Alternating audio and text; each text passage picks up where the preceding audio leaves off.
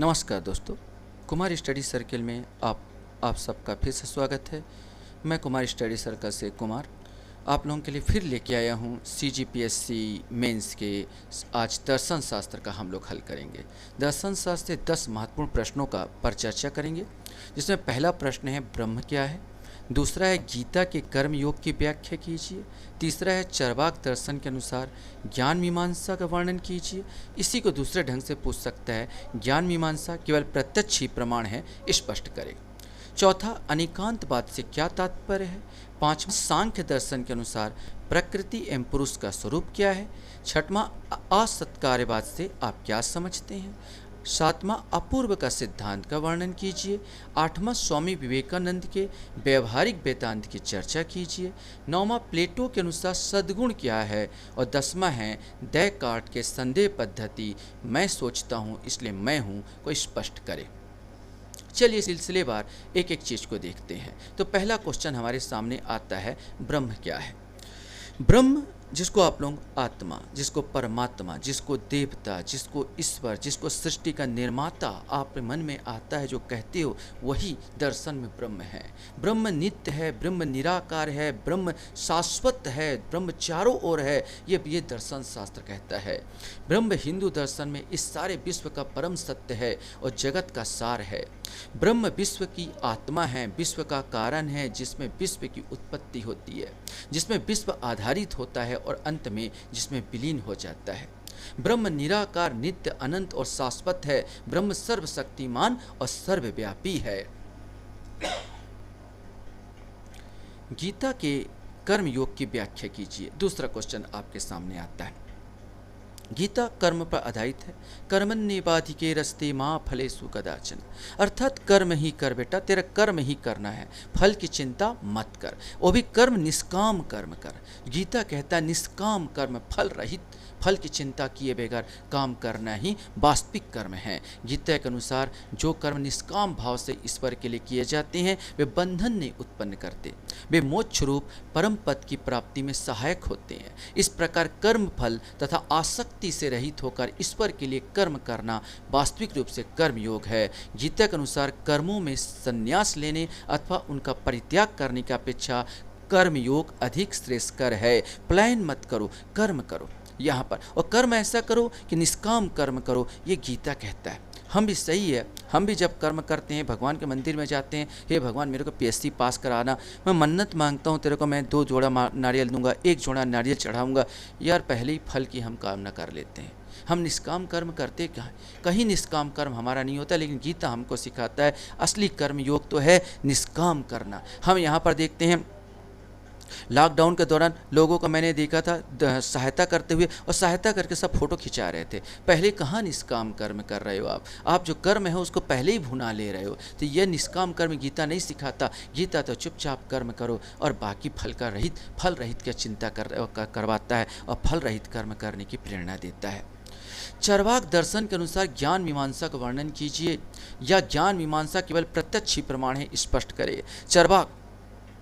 चरवाक एक ऋषि बने हुए, जिन्हें चरवाक दर्शन पूर्णतः नितांत भौतिकवादी दर्शन है। ये प्रमेय अर्थात विषय का यथार्थ ज्ञान अर्थात प्रमा के लिए प्रमाण की आवश्यकता होती है। चरवाक लोग केवल प्रत्यक्ष प्रमाण मानते हैं। विषय तथा इंद्रियों के सन्निकार से उत्पन्न ज्ञान प्रत्यक्ष ज्ञान कहलाता है।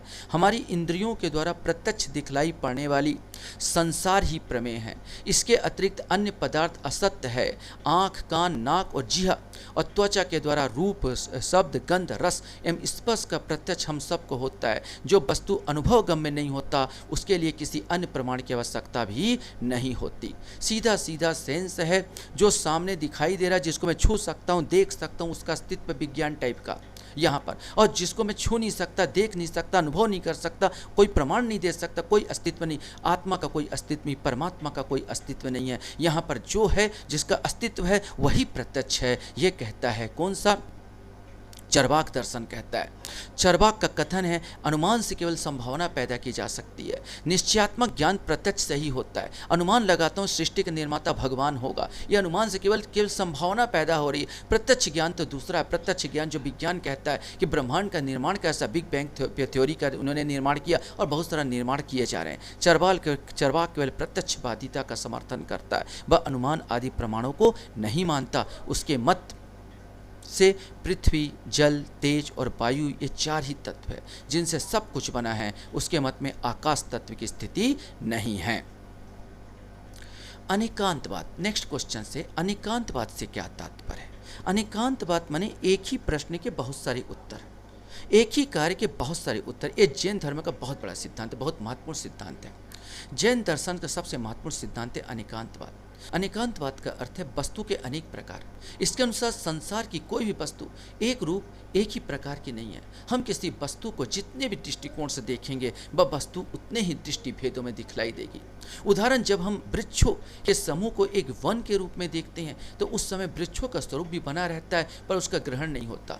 मैं वन बोलता हूँ, जंगल बोलता हूँ तो वृक्ष तो है उस समय, लेकिन वृक्ष दिखाई नहीं दे रहा, हमको जंगल दिखाई दे रहा, बहुत सारा हम समूह के रूप में देख रहे हैं। इसी प्रकार जब हम अलग अलग वृक्षों को ग्रहण करते हैं उस समय वन का स्वरूप भी विद्यमान रहता है। मतलब मैं कहूँ साल का पेड़ कहाँ, वन के अंदर ही है, तो वन तो जरूर है उसके अंदर, लेकिन हमको साल पेड़ को देख रहे हैं। ये दोनों ही स्वरूप भिन्न भिन्न दृष्टियों से सत्य हैं और जैन दर्शन में अनेकांतवाद का स्वरूप है।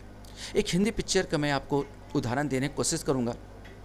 एक अमिताभ बच्चन की पिक्चर था जिसमें सामने किसी व्यक्ति को हाथ में अपने अनुसार 6 लिखा रहता है, 6 लिखा रहता है, 6 लिखा रहता है। वो कहता है हाथ में देखो मेरे को 6 दिखाई दे रहा है और आपको क्या दिखाई दे रहा है, 9 दिखाई दे रहा। आप भी सही हो और मैं भी सही हूँ। यही है जय अनेकांतवाद। सिंपल ढंग से बात करूँ जैन धर्मों का, इसी को अनेकांतवाद के नाम से जाना जाता है। सांख्य दर्शन के अनुसार प्रकृति एवं पुरुष का स्वरूप क्या है, प्रकृति और पुरुष का स्वरूप क्या है, ये सांख्य दर्शन के अनुसार बात कर रहे हैं। सांख्य दर्शन भारतीय दर्शन की वह विचारधारा है जो इस ब्रह्मांड को प्रकृति एवं पुरुष के योग से निर्मित मानती है और यह मानती है कि प्रकृति एवं पुरुष दो ही अनादि और अनंत है, हमेशा रहेंगे। अनादि न जिसका आदि है न अंत है, और अनंत जो हमेशा रहेंगे। यह ईश्वर के स्वतंत्र अस्तित्व को स्वीकार नहीं करता। हम जानते हैं नास्तिक धर्म में ईश्वर के अस्तित्व को स्वीकार नहीं करता। और आत्मा को, पुरुष आत्मा कुछ नहीं, ये जो चेतन व्यक्ति है वही आत्मा है, चेतन तत्व मानती है और प्रतिपादित करती है कि मनुष्य जीवन का अंतिम उद्देश्य मुक्ति है, जिससे विवेक, ज्ञान एवं योग साधना द्वारा प्राप्त किया जा सकता। योग पर ज़्यादा बल देती है। सांख्य के अनुसार इस सृष्टि प्रकृति पुरुष के योग से निर्मित है। प्रकृति और पुरुष सही बोल रहे हैं। प्रकृति क्या है? ये पत्थर, ये चट्टानें, ये वर्षा, ये नदियाँ, ये पेड़ पौधे, ये प्रकृति। पुरुष हम सब है और इनके योग से इस सृष्टि का निर्माण होता है। चांद को देखो, प्रकृति तो उनका है, चट्टान अट्टान तो है, भले पानी नहीं हो लेकिन पुरुष नहीं है। मंगल को देखो, चट्टान अट्टान तो लेकिन पुरुष नहीं है। संसार का उद्भव ही नहीं हुआ, दोनों का मेल होगा तब तो संसार बनेगा। उसका तर्क है कि प्रकृति केवल जड़ तत्व है, बिना चेतन के संयोग में उसमें क्रिया नहीं हो सकती। दूसरी पुरुष केवल चेतन तत्व है, बिना जड़ तत्व के सहायता से वह क्रिया नहीं कर सकता और क्रिया का अभाव में सृष्टि की रचना नहीं हो सकती। सही है, मेरे को चांद में भेज दिया जाए, आपको चांद में भेज दिया जाए और वहाँ प्रकृति ही ना हो, कहाँ से जिंदा रहोगे? प्रकृति बस हो और हम ना हो, कहाँ से जिंदा रहोगे? यहाँ पर तो दोनों चीज़ का सम्मिश्रण होना चाहिए। अतः सृष्टि की रचना के लिए प्रकृति पुरुष का संयोग आवश्यक है। सांख्य प्रकृति और पुरुष दोनों को मूल तत्व मानता है, अनादि और अनंत मानता है और सत्य मानता है, परंतु प्रकृति को वह जड़ और पुरुष को चेतन मानता है। सांख्य के अनुसार सृष्टि रचना की दृष्टि से प्रकृति और पुरुष दोनों एक दूसरे के पूरक है। असत्कार्यवाद से आप क्या समझते हैं? असत्कार्यवाद, जिससे पहले आपको सत्कारवाद को जानना होगा। सत्कारवाद क्या है? सांख्य दर्शन का था। सत्कारवाद क्या कहता है? कार्य कारण का सिद्धांत देता है। कारण जो है, कार्य जो है कारण में विद्यमान है, कार्य कारण में विद्यमान है। जैसे कोई मिट्टी का घड़ा उस मिट्टी के लोंदे में विद्यमान है, मिट्टी के लोंदे में पहले से मिट्टी का घड़ा विद्यमान था, जो मिट्टी का घड़ा रूप ले लिया। माने कार्य किसमें विद्यमान है? कारण में विद्यमान है। ये कौन बोलता है? सत्कारवाद बोलता है, ये सांख्य दर्शन बोलता है। लेकिन नए वैशेषिक दर्शन जस्ट उसका उल्टा कर रहा है। न्याय वैशेषिक नहीं मानता कि उसके मिट्टी के लोंदे में घड़ा विद्यमान था, घड़ा तो बनाने वाले के मस्तिष्क में था, वहाँ पर जो उसको बनाया। ये उलट देता है यहाँ पर कि उससे तो और कुछ भी बनाया जा सकता था, जरूरी थोड़ी कि घड़ा ही बनाओ। न्याय वैशेषिक कार्य कारण सिद्धांत सांख्य के कार्य कारण सिद्धांत के विरोधी है। इस सिद्धांत के अनुसार कार्य की सत्ता उत्पत्ति के पूर्व कारण में विद्यमान नहीं है। असत्कारवाद आ धन सत धन कार्य धन बाद के संयोग से बना है, इसलिए असत्कारवाद का अर्थ होगा वह सिद्धांत जो उत्पत्ति के पूर्व कार्य की सत्ता कारण में अस्वीकार करता है। न्याय की दृष्टि से कर्म की उत्पत्ति होती है, अर्थात उत्पन्न होने वाला घड़ा एक नवीन वस्तु है जो मिट्टी में पहले से विद्यमान नहीं था। असत्कारवाद के अनुसार कार्य कारण नवीन सृष्टि है। असत्कारवाद का आरंभवाद भी कहा जाता है क्योंकि यह सिद्धांत कार्य का एक नई वस्तु आरंभ मानता है। अपूर्व का सिद्धांत का वर्णन कीजिए। ये मीमांसा दर्शन फल के वितरण के लिए अपूर्व सिद्धांत प्रतिपादित किया। फल कर्म फल का जो है उसने सिद्धांत कि किसको कौन सा फल मिलेगा, यह अपूर्व का सिद्धांत देता है। जैसा करनी वैसी फल, जैसा बोलते हैं उसी सिद्धांत पर आधारित है। यह दर्शन मानता है कि कोई भी कर्म फल रहित नहीं है। ऐसा हो ही नहीं सकता कि कर्म करो आपको फल ना मिले, मिलना तो जरूरी है। यज्ञों के अनुष्ठान को मीमांसा बहुत महत्व देता है। यज्ञ के अनुष्ठान से आत्मा के अंदर एक अप्रत्यक्ष शक्ति उत्पन्न होती है जिसे अपूर्व कहा गया है। अपूर्व का जब परलोक परिपाक होता है तब परलोक के इष्ट वस्तुओं की प्राप्ति होती है। अपूर्व के अनुसार आत्मा सुख दुख भोगने पड़ते हैं। मृत्यु के बाद आत्मा शरीर को छोड़कर परलोक में चला जाता है जहां वह अपने कर्मों का फल क्या करता है, भोगता है। स्वामी विवेकानंद के व्यवहारिक वेदांत की चर्चा की 175 शब्दों में पूछा जा सकता है। बहुत सुंदर सिद्धांत है। उन्होंने कहा वेदांत जो पुस्तकें हैं ये अलमारी में रखने के लिए नहीं है। वेदांत जो पुस्तकें हैं किसी एक वर्ग के लिए नहीं है। इनको व्यवहारिक जीवन में प्रयोग करो। उसमें बहुत अच्छी अच्छी बातें लिखी हुई है जिसको व्यवहारिक जीवन में प्रयोग करके व्यक्ति सुखमय हो सकता है, अपने जीवन को आनंदित किया जा सकता है और सुख में व्यतीत किया जा सकता है, अपने जीवन को संपूर्ण किया जा सकता है। साधारणतः लोग यह धारणा प्रचलित है कि वेदांत केवल सिद्धांत का ही समुच्चय है, वह केवल बुद्धिवादियों के मस्तिष्क की चार दीवारी तक ही सीमित है। दैनिक कर्म जीवन के पहलुओं के साथ उसका कुछ भी संबंध नहीं है, अतः व्यवहारिक जीवन में इसका महत्व नहीं है। परंतु स्वामी जी ने स्पष्ट दर्शा दिया है कि किस प्रकार वेदांत अत्यंत व्यवहारिक है तथा वह मनुष्य को किस प्रकार अपने सर्वांगीण जीवन गठन की सहायता प्रदान करता है। उन्होंने दिखला दिया है कि किस प्रकार राजा से लेकर रंग तक सभी समान रूप से जीवन के सभी क्षेत्रों में इससे लाभान्वित हो सकते हैं, और इस तरह उन्होंने सिद्ध कर दिया कि वेदांत की उपादेयता सार्वभौम है, अर्थात सब जगह है। यदि वेदांत यदि धर्म के स्थान पर आरूढ़ होना चाहता है तो उसे संपूर्ण रूप से व्यवहारिक होना चाहिए। हमें अपने जीवन के सभी अवस्थाओं में उसे कार्य रूप में परिणित कर सकना चाहिए। केवल यही नहीं अपितु आध्यात्मिक और व्यवहारिक जीवन के बीच जो एक काल्पनिक भेद है उससे भी मिट जाना चाहिए, क्योंकि वेदांत एक अखंड वस्तु के संबंध में उपदेश देता है। वेदांत कहता है कि एक ही प्राण सर्वत्र विद्यमान है। जिस प्रकार सूरज की रोशनी जब खिलती है तो बहुत पानी के बुलबुले हो उसमें बहुत सारे सूरज दिखाई देते हैं, लेकिन वो एक ही है। ठीक उसी प्रकार सारी जगह जो प्राण विद्यमान है वो एक ही प्राण चल रहा है। धर्म के आदर्श का संपूर्ण जीवन को अपशिष्ट करना, हमारे प्रत्येक विचार के भीतर प्रवेश करना और कर्म को अधिकाधिक प्रभावित करना चाहिए। भगवत गीता वह वेदांत दर्शन का एक सर्वोत्तम भाष्य स्वरूप है। जितने आश्चर्य की बात है कि इस उपदेश का केंद्र संग्राम स्थल है। बहुत सुंदर बात है यहाँ पर कि भाई संग्राम स्थल जहाँ युद्ध चल रहा है वहाँ पर एक बहुत सुंदर प्रवचन दिया जा रहा है भगवान कृष्ण द्वारा अर्जुन को। ये कितनी बड़ी बात है कि हम शांतिपूर्वक मैं प्रवचन दे सकता हूँ। कहाँ पर? एक युद्ध स्थल में। सोचने यहाँ पर, जहाँ पर युद्ध स्थल में, जहाँ पर आदमी मारने पर उतार हुए, जहाँ सोचने की जगह नहीं, वहाँ पर उपदेश देना, ये बहुत बड़ी बात है। ये वेदांत सिखाता है। यह श्री कृष्ण ने अर्जुन को यह दर्शन का उपदेश दिया, और गीता के प्रत्येक पृष्ठ पर जो मत उज्ज्वल रूप से प्रकाशित है वह है तीव्र कर्मांतता किंतु उसी के बीच अनंत शांत भाव। इसी तत्व के कर्म रहस्य कहा गया, और इस अवस्था को पाना ही वेदांत का लक्ष्य है।